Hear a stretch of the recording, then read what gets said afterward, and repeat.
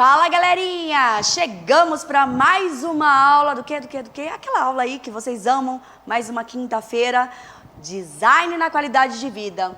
Isso mesmo, vamos continuar aqueles momentos, aquelas aulas especiais. Lembram-se que eu falei que são 3 aulas? Estamos na segunda aula, muito bacana, mas vamos começar o negócio direito, porque eu já começo tudo bagunçado. Começar o seguinte... Qual é a atividade? Atividade 2. O nome dessa aula é Design de Interiores, o aprofundamento Corpo, Saúde e Linguagens. Unidade curricular é a segunda, Tecnologia e Qualidade de Vida. E o componente curricular, esse foi o primeiro que eu falei, né? Porque a gente tem que fazer propaganda. Design na Qualidade de Vida e que a gente pode englobar aí várias coisas.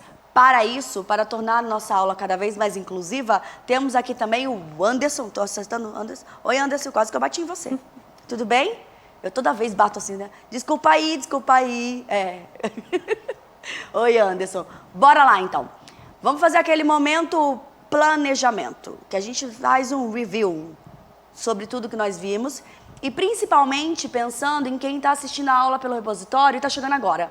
E aí, de repente, cai de paraquedas. Então, na aula 1, nós falamos sobre design. Na aula 2, design thinking. Na aula 3, designer. Então, eu não sei falar designer direito, porque o carioca fala designer. Então, dá uma enrolada aqui na minha vida. Mas vamos lá, continuando. Aula 4, design inclusivo. Aula 5, a entrevista que vocês assistiram na sexta com Gabriel Bueno, que é o entrevistador. E na aula 6, que é esta aula, Design de Interiores. Mas, vocês sabem aí que a professora Juliana é professora de Educação Física. Sim, não tenho propriedade nenhuma para falar sobre Design de Interiores. Aliás, estou precisando de uma, porque a minha casa está assim, ó, com 3 crianças. 3 crianças, 2 cachorros, um pouquinho da Índia, um coelho e um aquário. Pronto, falei todo mundo. Não posso deixar ninguém de lado, né? Para falar disso, temos aqui a belíssima, maravilhosa, espetacular, Sandra Amaral, que é arquiteta. Obrigada por esse elogio, obrigada. Ah, chiquérrima. Olha, nossos estudantes aqui da segunda série do ensino médio estavam, assim, esperando esse momento. Porque, na minha opinião, quando falo design, a primeira coisa que vem na cabeça, design de interiores. Sim. Eu acredito que, assim, design de interiores é Eu sou formada em arquitetura, né? Eu sou arquiteta e urbanista. Mas eu nunca nem segui o urbanismo, né? Que eu acho que é bem específico. Dentro da arquitetura, eu fui para o design de interiores, desde a minha formação, né? Então, assim, do primeiro estágio, eu comecei em luminotécnica. Que você fala, nossa, luminotécnica, né? O que tem a ver? E aí comecei a ir por esse caminho. E aí eu fui para um estágio de uma arquiteta que era de interiores. E lá eu comecei a lidar com isso, tipo, definição de cores, de ambientes internos, definição de revestimentos. Aí eu comecei a criar um repertório. E eu comecei a ir por aí. E deixei de lado a arquitetura, que foi o que eu estudei. Mesmo me formando nisso, que são 5 anos de formação, eu comecei a seguir essa carreira. Não, isso é bacana, eu vou contar um segredo para você. Uma aula passada, eu conversei com eles muito, que existe essa questão que está em processo tramitando aí na Câmara, a questão da regularização, da regulamentação da profissão design, que ainda não é uma profissão, assim como o jornalismo não é pleiteada aí, de fato, regulamentada. E é bacana essa sua fala, onde permite que o estudante escolha, né? Então, você escolheu arquitetura. Lá dentro da graduação, você foi se encontrando. Sim. Na verdade, assim, lá atrás, em 1990... Não vamos contar a idade, pelo amor de Deus, socorro. Mas naquela época, a gente escolhia, assim, arquitetura, engenharia, direito, né? Muito fechado, né? Era assim, era o que você quer fazer. Eram faculdades específicas, né? Lógico, já tinha gente que já vinha de um colegial técnico, que já tinha mais bagagem que eu. Eu caí meio de paraquedas, né? não sabia mexer no escalímetro. Tinha gente que já estava muito acelerado. O que é escalímetro? O escalímetro é a escala. Quando você põe a escala, e aí de 1 a 100, quando você vai desenhar, você reduz o desenho. Ah, entendi. E você chega em em escalas, 1 para 20, 1 para 100, né? Aí você tem esse bacana. parâmetro para desenhar os ambientes internos, enfim, a construção, a arquitetura, né? E então, dentro desse grupo, tinha gente que já estava bem mais na frente que eu. E aí eu comecei a ir por esse lado. E eu comecei a gostar muito de interiores, né? E nesse escritório que eu desenvolvi, eu ia em reuniões, eu participava muito com reunião com cliente, em lojas, e eu desenhava isso. Tem uma hora na faculdade que você começa a desenhar. Eu tive o AutoCAD, então, AutoCAD 2003, sei lá. Então, eu desenhava no AutoCAD e eu ia depois para a obra. Porque aí você prevê tudo que pode dar errado, e aí você vai para a obra e compatibiliza tudo que você fez, se vai dar certo ou não.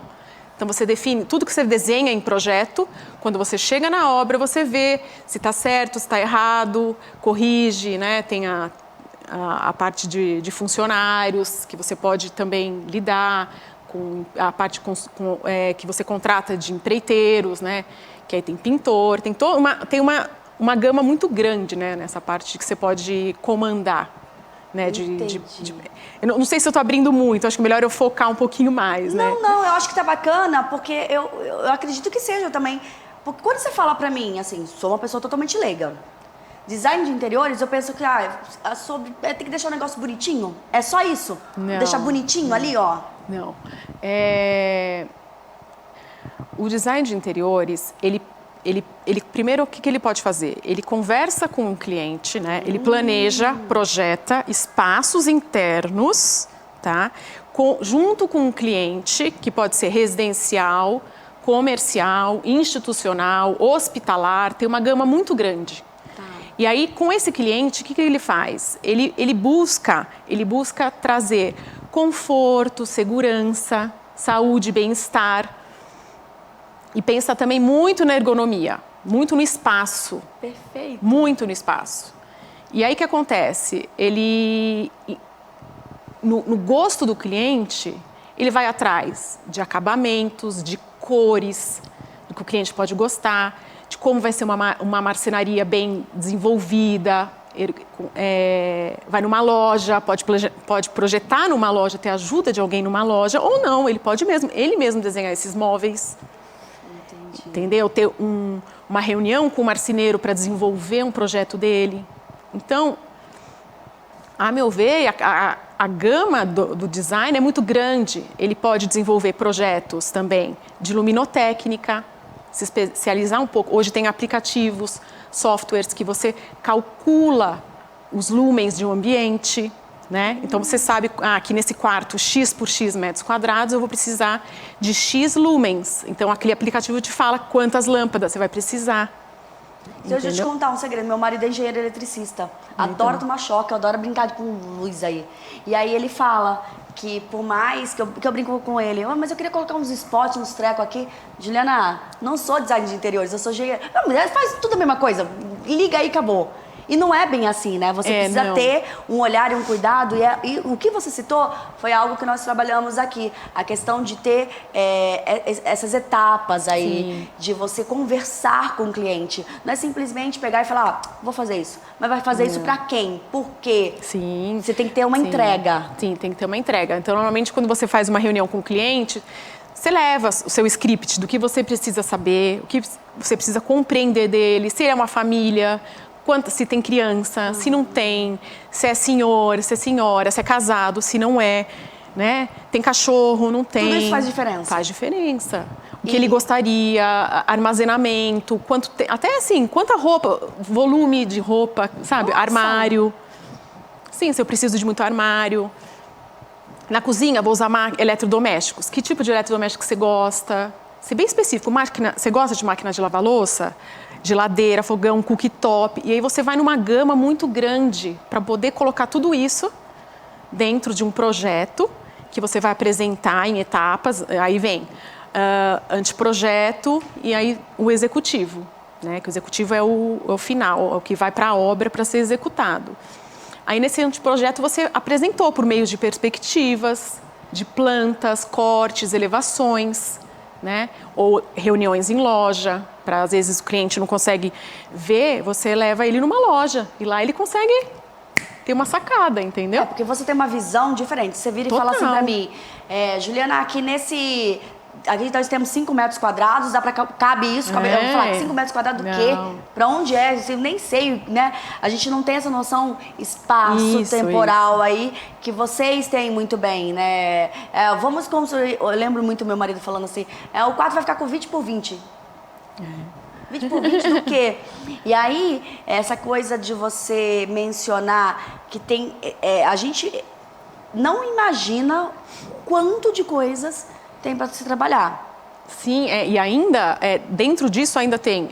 você pode desenvolver planta de forro, né? Então, assim, toda a parte... precisa de acústica? Tá. Você pode pensar, como que é esse apartamento? Vamos supor que seja um apartamento residencial ou comercial. Como que é a acústica daqui? Tem um problema com o vizinho de cima? Preciso pôr... Então, assim, você tem que pensar em algumas coisas que tem no mercado. Então, você tem que estar bem antenado. Você tem que saber eventos que está tendo na cidade. Agora está tendo, termina domingo, casa-cor. Você vê arquitetos e designers que estão expondo o seu trabalho. Qual é a tendência do mercado? Tudo isso, na verdade, assim... Nacional, internacional, cores, texturas. A gente brinca falando que, fez ensino médio, acabou os estudos? Começou. Não, começou. Porque a gente acaba a graduação, está trabalhando e continua estudando, porque senão você fica ultrapassado. Mas não está na moda ser vintage? Não, mas eu estava falando ontem para o meu filho pequenininho de 6 anos, ele falou, eu odeio estudar, eu não quero mais estudar. Eu falei, filho, você está só começando. Você me pegou aqui, eu estava estudando agora. Seu pai está estudando. Então, assim, o quanto você puder estudar pela vida toda, isso é bom, é uma ótima bagagem, entendeu? É bagagem. Então, esses eventos que tem na cidade, lançamentos, cultural também, faz tudo parte pro design também, entendeu?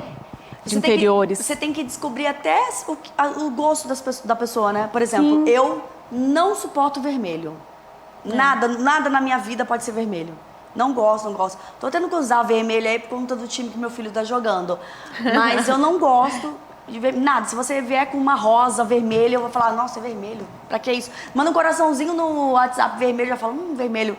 Então, até coisas desse tipo, você tem que saber do cliente, né? Sim, assim, eu sou muito ligada, eu gosto muito de saber o sentido das cores e o significado das cores. Até mesmo hoje, para vir para cá, eu falei assim, qual é a cor que representa a comunicação? Que legal. Azul. Isso é importante. Que cor que acalma no ambiente para o cliente, tal, no quarto, na sala, ou num hospital, ou num espaço comercial. As cores são muito importantes. E aí, dentro disso, você tem cursos que você pode fazer, Feng Shui, que hoje você tem uma gama de cursos que você pode ir acrescentando na sua bagagem.